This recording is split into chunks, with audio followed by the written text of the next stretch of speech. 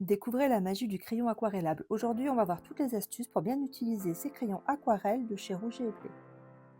Avant de commencer, nous allons prendre une gomme de mie-de-pain et enlever le surplus de crayon. Puis nous allons commencer la mise en couleur. C'est pas la peine de remplir toute la zone, il faut juste appliquer un petit peu de couleur puisque après on va venir étirer ces couleurs avec de l'eau.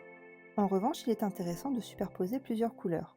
Une fois que la première étape est finie, nous allons pouvoir prendre de l'eau avec un pinceau et venir activer le pigment. Et c'est là où la magie opère, le crayon devient aquarelle. À noter que les crayons ne sont pas faits pour être trempés dans l'eau, cela les endommagerait. Ici, vous pouvez constater comme il est intéressant d'avoir superposé plusieurs couleurs, cela crée des dégradés. Vous pouvez aussi venir chercher un peu de couleur juste sur la pointe sans toucher le bois.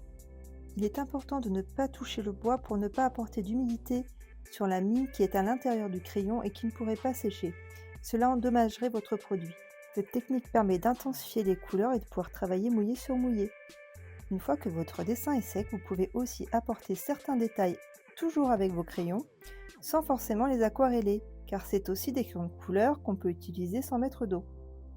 En reprenant les techniques utilisées précédemment, nous allons pouvoir coloriser les autres orchidées. La troisième possibilité pour utiliser vos crayons aquarelles est de venir gratter vos crayons sur une palette texturée afin de déposer du pigment qu'on viendra réactiver avec de l'eau comme une aquarelle traditionnelle. Comme vous pouvez le constater, le crayon aquarellable offre une multitude de possibilités. Et pour finir, afin de créer des petites taches diffuses, je vais mettre de l'eau sur mon papier et venir gratter mon crayon avec un cutter de précision.